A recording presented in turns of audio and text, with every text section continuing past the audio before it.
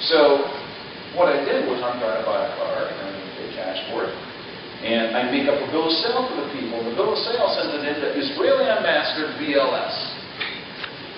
And I give that entity an address and have them sign off on the bill of sale. And then when I go to get the plates for it, I leave it out there. And the lady says, "Is this the name you wanted in?" And I said, "Yeah." Here comes registration in the name of Israeli Ambassador BLS. And I lose the title. I go down there, I say, "I need a replacement title." And the lady says, "Who are you?" I said, "I'm the guy who got this in the first place." And she says, "I don't know that." I says, "Well, what do you need?" And she says, "See, there's a little clue. Try and just cooperate with the government people, right?" She says, "I need a piece of paper that says that you can do this."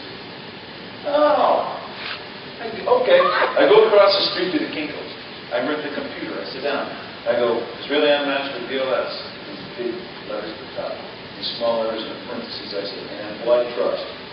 This matter comes before the trustees on the issue of allowing Barry Leonard Smith to procure a replacement title for one 1981 Mustang. It's been determined that it's in the best interest of the trust to allow him to do that. The trust will reimburse him for whatever fees he spends. Done this something day of," and then down below, I signed off as a trustee. So I'm back in less than about 5 minutes, and I lay on our desk. I go, "Will this do?" She's like, "Yeah." Here comes the replacement title. So, you know, I still haven't owned my first thing, you know, since I started doing this. It's like, what do I want to own it for, man? I'll just take it. You know? All right, so here's another trick.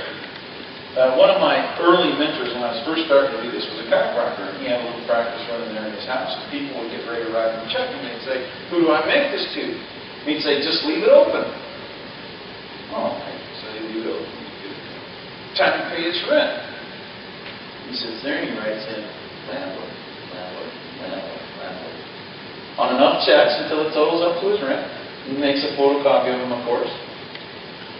Pays his rent. He just turned their checks into bearer checks, right? Just long enough to send it over. So that's another clever way to keep that out of there. Let's see here. Yeah. In Proverbs 14:16, a wise man suspects danger and cautiously avoids evil, but the fool bears himself insolently and is presumptuously confident. So here's the thing: you don't want to start moving anything around after you already have your lien or your because what that's called is a fraudulent conveyance. I read a bunch of cases on that.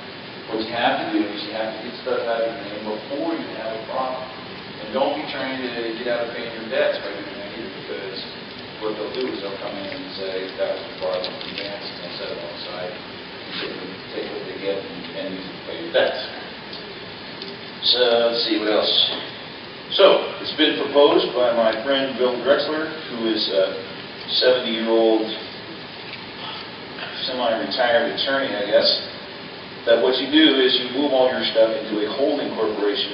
He doesn't like trust that much. He feels like the IRS has their trust-busting group, and that's one of their favorite things is to go out and trust. So he says, here's what you do: you get the maiden name of the wife, and you make her president, and then you only act as the secretary. And then you move all your stuff into the corporation and get that in your name. Let's see. Okay. Revelation 18:4. I heard another voice from heaven saying, "Come out of her, my people, that ye be not partakers of her sins, and that ye receive not of her plagues." In Proverbs 10:8 it says, "The wise in heart will accept and obey commandments, but the foolish of lips will fall headlong." So here's a commandment: come out of her, my people. So now, if we're going to obey this command, there are some things we got to figure out. First, we got to identify Babel. We got to figure out, well, where is it that we got to come out of, right?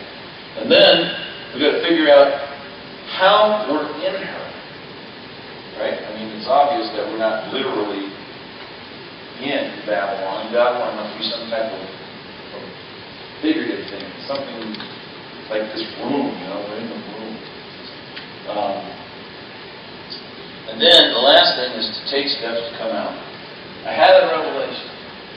In Revelation 13, 16 through 17, it says about the Antichrist.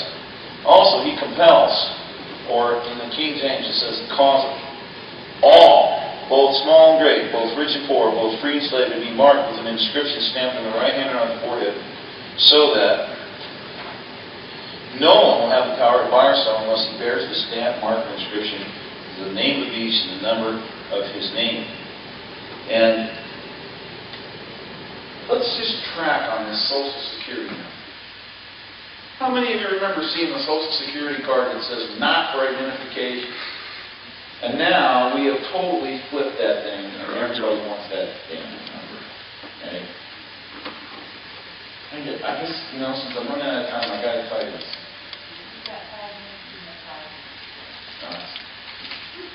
Here's the thing.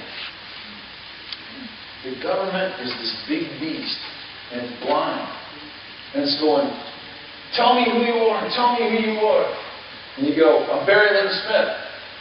I still don't know who you are. I need a number. Tell me your number. Because I'm all operate on numbers. Right? You know what? Forget you, man. I ain't telling you my number. And just walk away. I've come to the conclusion that anybody that wants my Social Security number is my enemy. Because they're all trying to drag me in. Or give him the number, he's going to grab on and start trying to do things to me. But as long as I can't. And I have not used that number since the last return I filed was 1988. The last time I used the number was, I think, 1990. Guess what that does? They got nothing going on in the credit report because I didn't have anything to continue paying. I purposely stopped paying all my credit cards. That was comical. The credit card people call up and they're like, we're going to sue you. And I said, fine, go ahead. And they said, well, it's going to ruin your credit. And I said, I don't care because I promised the Father that I would never borrow another dollar as long as I live. Why? Because the borrower becomes servant to the lender, it says in Proverbs. I want to be a free man.